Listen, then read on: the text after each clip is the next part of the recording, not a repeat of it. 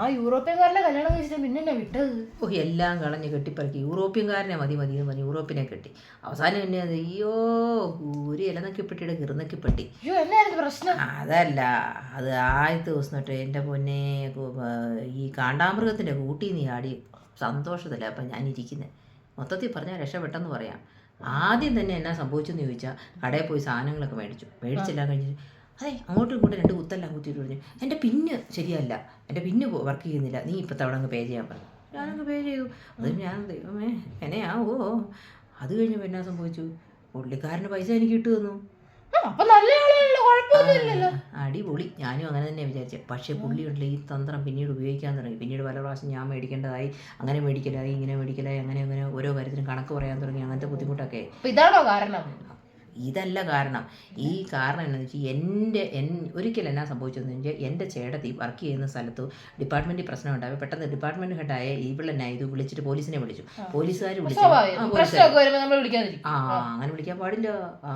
പോലീസുകാരനെ വിളിച്ചു പോലും. അപ്പോൾ നിൻ്റെ ചേച്ചി അങ്ങനെ വിളിക്കാൻ പാടണ്ടോ, അങ്ങനെ അത് പ്രശ്നം സെറ്റിൽ ആക്കണ്ടായിരുന്നു. അങ്ങനെ അവർ പോലീസ് വന്ന് പിടിച്ചുകൊണ്ട് അവരെ പോയി. അപ്പോൾ എന്നാ ഈ പ്രശ്നത്തിൻ്റെ ഉത്തരവാദി പിടിച്ചോണ്ട് അതങ്ങനെ പാടണ്ടോ. കുറേ അങ്ങോട്ടും ഇങ്ങോട്ടും പറഞ്ഞപ്പോൾ അത് ന്യായമാണോ ഇതിന് അവർ പോലീസിനോട് പോയി ചോദിക്കുക.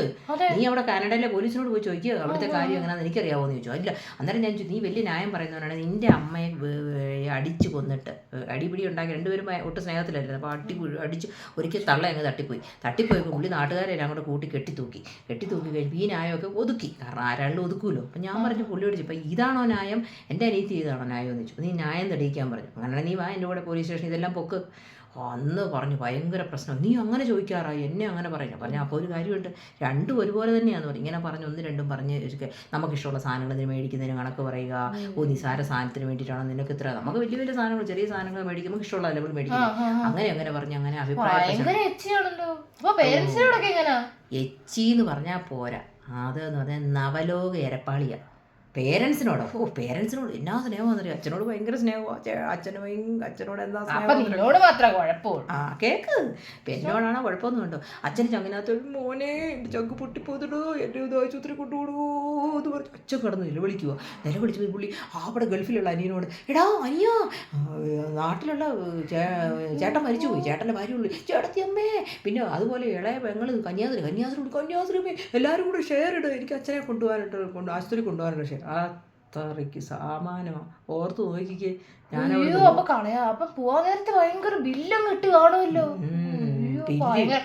കുടിച്ച ചായയുടെ, മൂക്കളാ തൂത്ത ടിഷ്യൂവിന്റെ, സോഡാ നാരങ്ങയുടെ, വണ്ടിക്കൂലിയുടെ, ഏതും പോരാത്തിന് മാസ്കിന്റെ വരെ ചോദിച്ചു കാണും. എന്താ പറയുന്നത്, എന്താണേലും അടിച്ച വെള്ളത്തിന്റെ ഫ്ലഷ് അടിച്ച വെള്ളത്തിന്റെ വരെ ചാർജ് ഞാൻ അങ്ങോട്ട് ഇടേണ്ട വന്നു. അവസാനം ഞാൻ എങ്ങനെ ഇട്ടെന്നറിയാവോ, ഞാൻ രക്ഷപ്പെടണ്ടേ, ഞാൻ ഇതുപോലെ ഇട്ടു. കൈപൊസ പോലെ ഞാനങ്ങ് ബില്ലിട്ടു. എന്നാന്ന് ചോദിച്ചു കഴിഞ്ഞാൽ ഉണ്ടല്ലോ, എൻ്റെ വീട്ടിലുള്ളവരെല്ലാം ഈ സൈറനടി കാരണം ഉണ്ടല്ലോ ആരും ഒരുപോലെ കണ്ണടച്ചിട്ടില്ല. ഞങ്ങളുടെ നാട്ടുകാർ മുഴുവനും കറഞ്ഞ് കൂർക്കമ്പലിയല്ലോ വലിക്കാൻ തുടങ്ങി. നിനക്ക് ചിരിയാ അനുഭവിച്ച് ഞാനാ. അയ്യോ ഞാൻ മാത്രമാണോ, എല്ലാവരും ഓടിക്കൂടുത്. എന്നാ സംഭവിക്കുന്നത്, തേയില ഫാക്ടറി എഞ്ചിൻ എന്തോ കേടായിട്ട് അത് ഇതൊന്നും നന്നാക്കുന്നില്ല എന്ന് അവർ ചോദിക്കുന്നത്. എന്ത് നിങ്ങളുടെ മോട്ടർ വർക്ക് ചെയ്ത് ശരിയാക്ക്, നന്നാക്ക്, അല്ലാതെ വർക്ക് ചെയ്യിപ്പിക്കല്ലേ എന്ന് പറഞ്ഞ് അവിടെ ആൾക്കാരെല്ലാം ഓടിക്കൂടും. അങ്ങനെയായി എൻ്റെ പൊന്നു കുഞ്ഞെ, ആൾക്കാരെല്ലാം ഓടിക്കൂടും. അപ്പോൾ ഇതിൻ്റെ എല്ലാം കൂടി 1 മാസം ഉറക്കളച്ചതിൻ്റെ പേരിയുണ്ടല്ലോ, ഇതിൻ്റെ ഈ സൈറനടിയുടെ ഒച്ച കേട്ടിട്ട് എൻ്റെ അപ്പൻ്റെ ഹാർട്ടങ്ങ് നിന്നുപോയി. എൻ്റെ വല്യപ്പനാണെങ്കിൽ ചെവി അടിച്ചു പോയി. അങ്ങനെ വീട്ടിലുള്ളവർക്കെല്ലാം ആകെ പ്രശ്നമായി. ഉറങ്ങാതിരുന്നിട്ട് ആൾക്കാർക്ക് ഓർമ്മക്കുറവായി.